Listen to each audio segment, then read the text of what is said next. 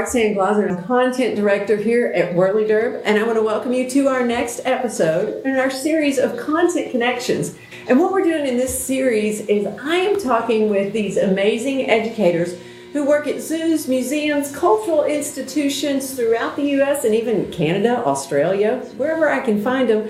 And I'm asking them about how they're using technology to support their educational initiatives and outreach, because we've got amazingly powerful technologies now that we can connect to places that just a few years ago were unimaginable. So today I want to we're going to be visiting with Dale Hilton, who's the Director of Teaching and Learning from the Cleveland Museum of Art. And with her we have Arielle Levine, who is one of their master teachers. So I am so excited because if you know me, and some of you do, you know I love to doodle. It's not fine art, but I am a massive doodler and I love art. So welcome, Dale and Arielle. Thank you. Thrilled to be here. All right, fantastic. Well, let's get started. So we're just going to start with my first question for you is just tell us a little bit about the Cleveland Museum of Art and kind of what you do there. Well, we are really, really fortunate. I hope you agree. Our museum, which you see behind you, was founded about 100 years ago. And it has, 40,000 objects in it from all periods of history. Some pieces are prehistoric, all the way up to the most contemporary examples of video art. So why is that important? It allows us to connect with students and other participants to help them learn something and enjoy something from all periods of history and so many geographic regions around the world. So that's a little bit of history about the Cleveland Museum of Art. And of course, our distance learning program makes that even more immediate. That is, now, Arielle, you're the master teacher. How long have you been teaching from the Cleveland Museum of Art? I have actually been with the museum, believe it or not, for about 17 years. Not with just distance learning, but working as an educator here. I actually started working here when I was in college. And I've managed to kind of work my way into other parts of the education department. So I've done a lot of in-person teaching here in the museum with children and adults.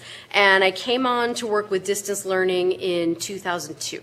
So I've been with distance learning for quite a while as well. Wow, that is, I'm very excited because I love talking to people who have such that wealth of experience. That is always, I would learn something every connection here.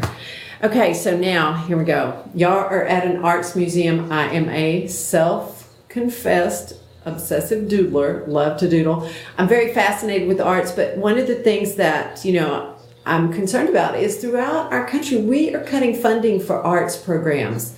In all aspects of education, there's never enough money to go around. But those arts programs that are getting cut, I want to ask you two ladies, because I feel like I've got experts here with me. Why is arts education so important for our students? Oh my gosh, there's so many reasons that it's important, but one of the things that we really try to emphasize to people is that arts education can bridge to so many other areas of the curriculum. We try to have our programs utilize the museum's collection, but still relate to math and to science, to different areas in history, to music even. I mean, really any subject that you're studying, you can find an arts connection. So for some students, if they're struggling in a certain area, using art as a teaching tool might actually make it easier for them to understand or give them a new way of thinking about that subject. So the other thing that I think is a real, I don't want to say selling point because I don't think it needs to be sold, but advantage of working with the arts is I think visual arts are inherently multidisciplinary. Oh yeah. You're feeding your eyes, you're feeding your senses, but you can use all of this to teach math and science and social studies. I think traditionally education in the classroom has tended to be a little dry, maybe has dealt mostly with abstractions such as this is a math concept, this is multiplication, this is how you find the area of a square. And that works for some students. But some students might, for example, want to work with Arielle, say, on our Math Connections program and be able to make a self-portrait of themselves photographically and scale it up by using a gridding system.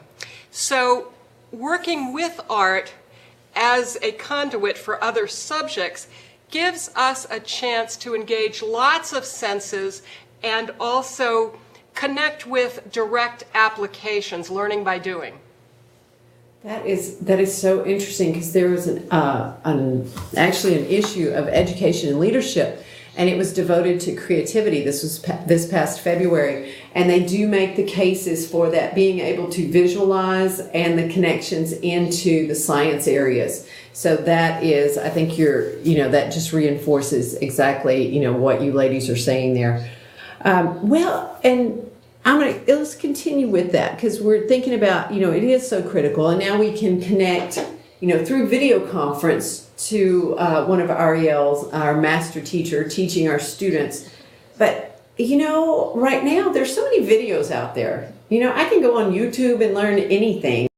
I can go to Vimeo. NBC News is making educate, and there's a lot of video out there. There's so much content out there, and I can do it at my time whenever I want to. So why in the world, and this is, I challenge anybody who does anything synchronous, which we could think of like school. Why would you go to school and sit in the same place at the same time? Why would we connect through video conferencing to a real live instructor when we can, have all these resources? We can do them whenever we want. What's that benefit? What do you ladies think about that?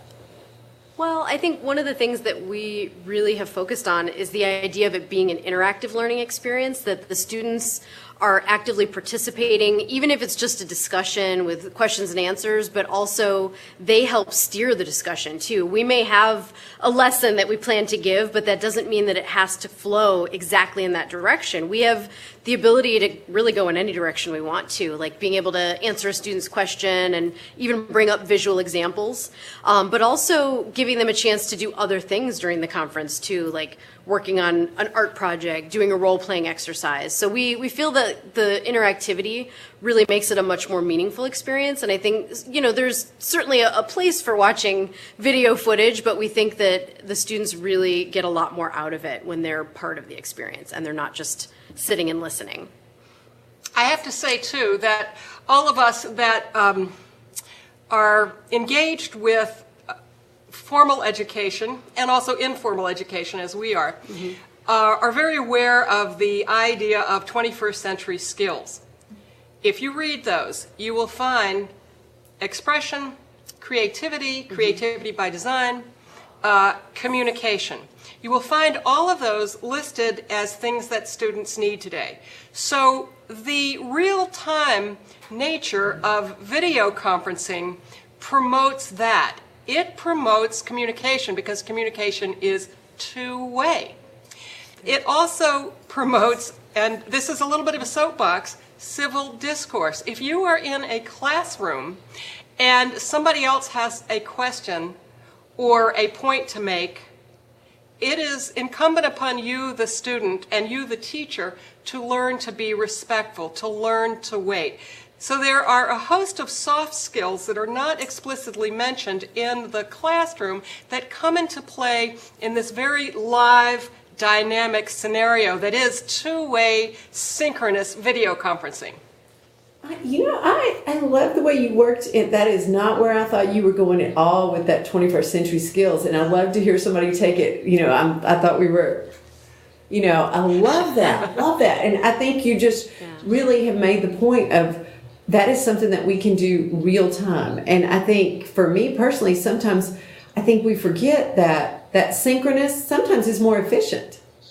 And I think as educators, what we need to know is we need to understand the different tools at our disposal and all the different ways we can find content and consciously and systematically select the appropriate modality and content that works in that space at that time. So I think that, there are some things that asynchronous is better, sometimes synchronous is.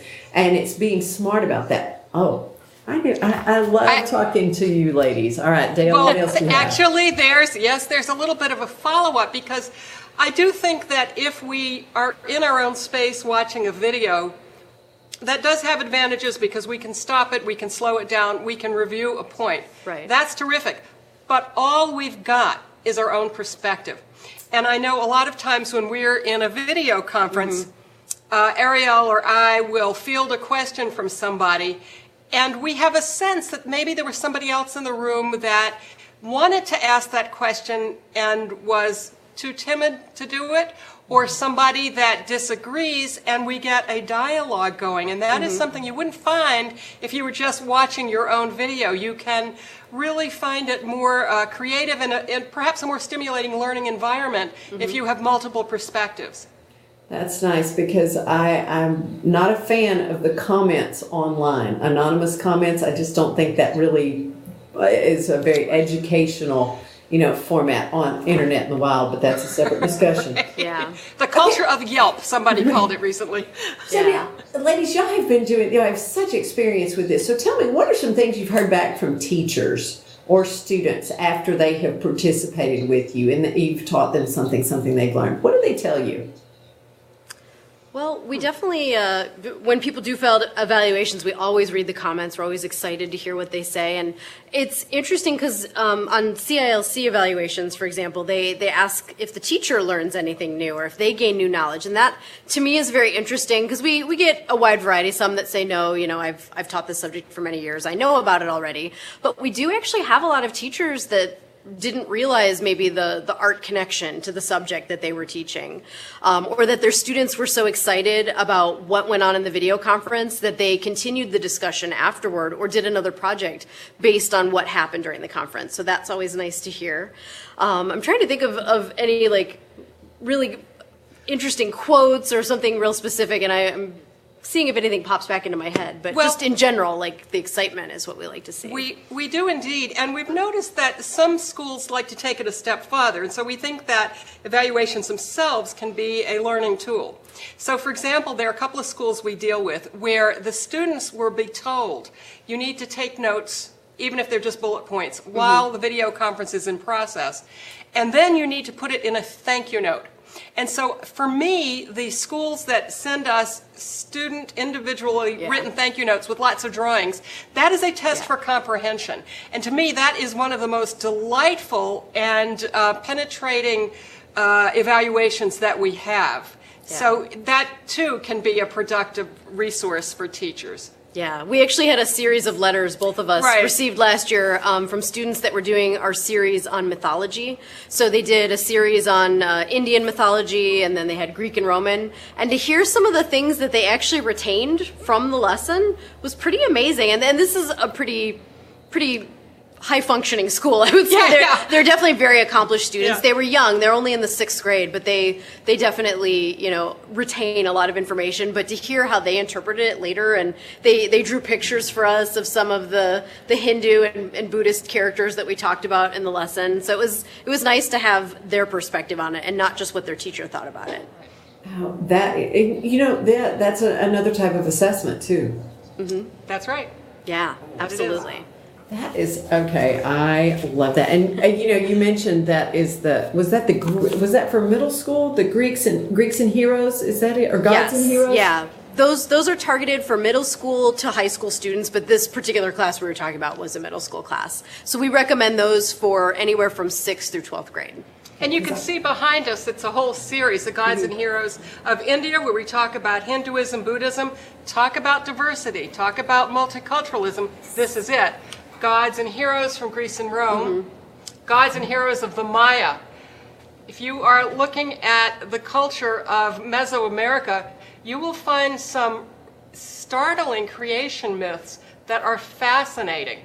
So what would it be like if a student could compare creation myths from a number of different parts of the world? You would learn to respect differences, but at the same time you would see the similarities. Every ancient culture wanted to understand the origins of the world. Now, you can do this if you're an adult and you can read Joseph Campbell, or maybe you have investigated Jung. But if you're a student, how do you learn about these similarities? Well, you might be a participant in a video conference series with the Cleveland Museum of Art and understand those things in a very visually rich and accessible way. Okay, that is awesome. So that one's a series. Now, I was looking here. I think I saw, okay, I noticed on the elementary programs, the Egyptomania. Did I say that properly? Is that, Yes. Yes. Is that a series? Those are longtime those... favorites. Yeah, it is. It is designed as a series. It's a 4-part program. They can be done individually, though. You don't have to commit to the entire series. But there's daily life in Egypt, hieroglyphics, mummies, and animals in Egypt. So we recommend, if you can do the whole series, it gives you kind of a nice broad picture of what ancient Egyptian life was like. But if some people can only commit to doing 1 or 2, we do have some schools that come every year just for mummies, for example. That's also, I was thinking about the idea of feedback. The fact that we have some teachers that schedule certain conferences every school year with us and have been doing it now for, I would say, even maybe the better part of 10 years for some of them. I mean, maybe not since the inception of the program, but some of them probably almost the entire time that I've worked in distance learning. So that is also, that says something for a teacher not to be tired of it or to feel like it's outdated. I mean, we do try to update programs as we go along, but these are programs that we've offered pretty much since the beginning of our distance learning program, and they are still probably some of our most popular. And extra bonus, Yeah. Some of these programs actually come with objects that simulate what was found in ancient Egyptian tombs.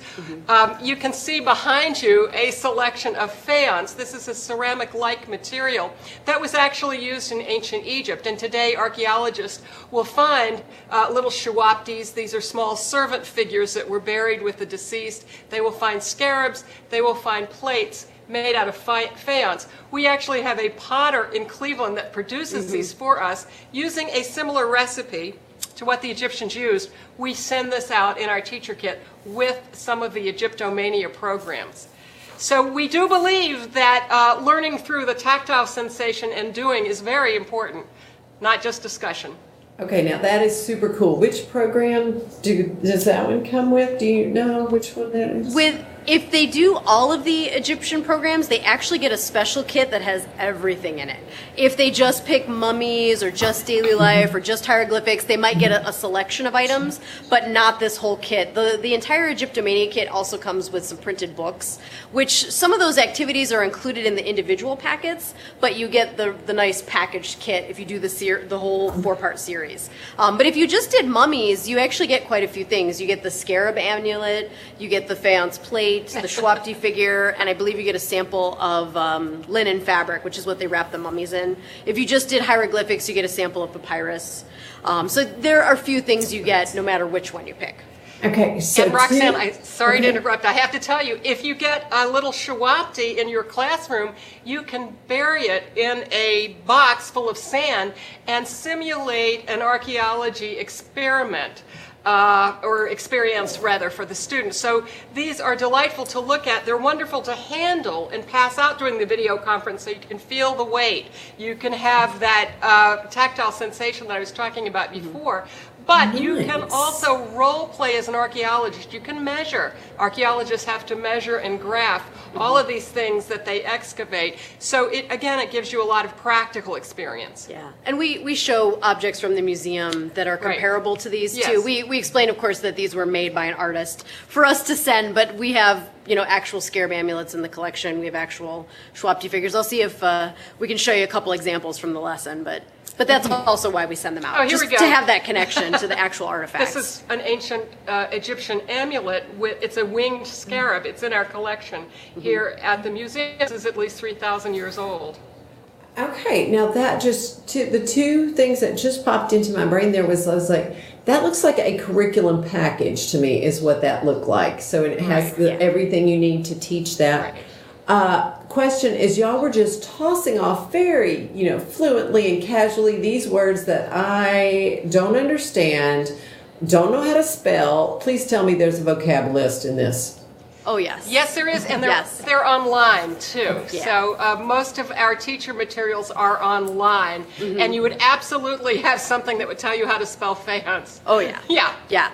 Yeah, Okay. and normally during the actual video conference too, if we're looking at a particular object, we'll put up on screen, like if it's a box of Schwabty figures. So the students will also get that visual connection to the word, but not just us saying it, because that is important. I think for me, if somebody says a word, even if it's a word I'm familiar with, it's sometimes harder for me to remember it and to comprehend it unless I see it on the screen. So we've been trying to add more, even just vocabulary labels, even if it's not an art object label. Like we have a new lesson on geology, so different types of geological terms will pop up on screen. Nice. I love that because, and just sometimes, and okay, I'm from Texas, and sometimes I do kind of drop a few syllables or some consonants off the end of words. And so It sounds really, better that way. it is nice to see, that you add that. That's a nice technology to use there. I love that. Now, we've seen some things you're doing. That Egyptomania, that whole box packet is amazing there. Now,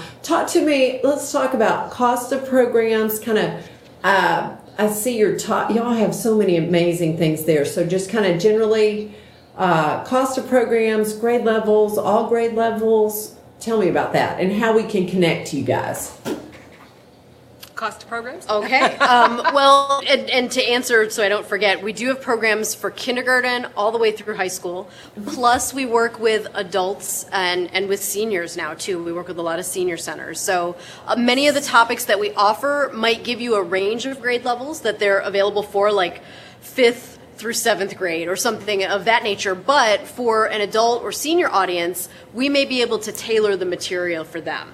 Like one example that I always mention, though, is you may not want to take a kindergarten program and do it with 12th graders, but a lot of them are highly adaptable. The cost is pretty straightforward. Our base price for the majority of the programs is $135.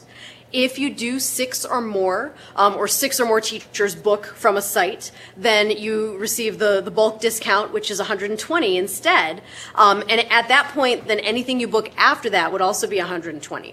The only exceptions to that pricing scale would be foreign language programs. If we do a program for you presented in a foreign language, we offer Spanish, French, German, Italian, Chinese, Japanese. We actually have a lot of foreign languages, probably Spanish and French most often. Those, if they are presented in the language, not in English, or partially English and partially foreign language, those would be $165, and those do not have a bulk discount.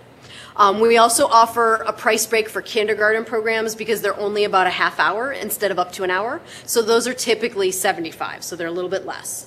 The other way that we've tried to ease the blow of the pricing is we now have a low wealth scholarship fund, which we're so grateful to have. Due to private donations, if a school has 30% or more of the students receiving subsidized meals, like free or reduced lunches and having them taken care of, then we will offer a subsidy that covers a lot of the cost of the program. They can actually book it for $35 instead of regular price.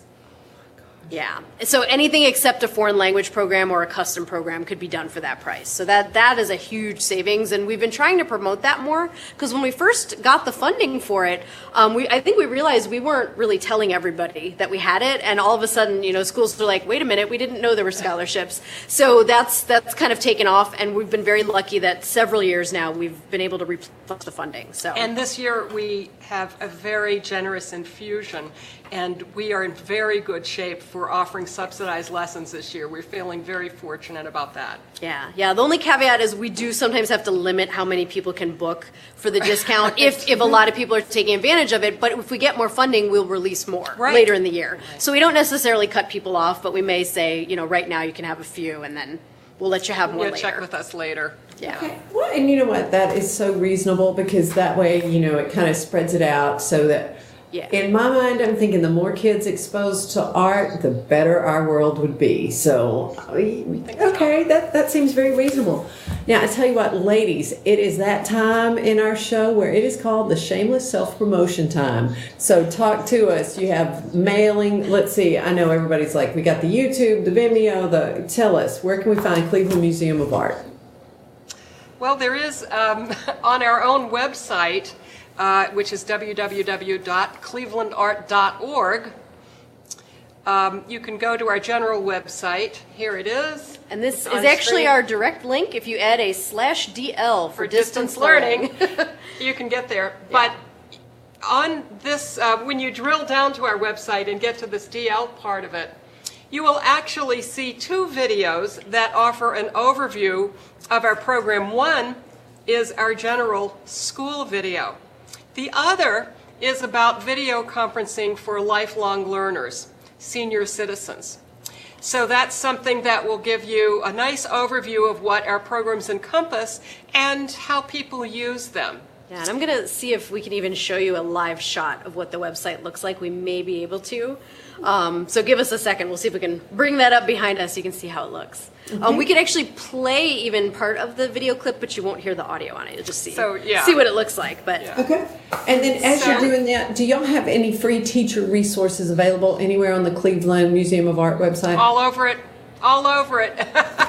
If you go down again to the /DL part of the Cleveland Museum of Art website, it's a great website for finding exactly the topic you want. We offer over 50 topics now, and each one of them has its own little portal that is represented by a thumbnail of a work of art that we would use. We may be able to get that up for you. If you go into that portal, here we go. Thank you so much to Diane Cizak, who's so capably bringing up our images. This is a shot of our website. So, for example, it says here, high school lessons. If you were to go into that, just click on it, you will find all of our high school lessons, which are opening up before your eyes. And, for example, let's say you were doing a unit on American history. You might go into this one. This is an actual painting of George Washington done by a soldier under his command at the Battle of Princeton, who was a very fine artist in the 18th century.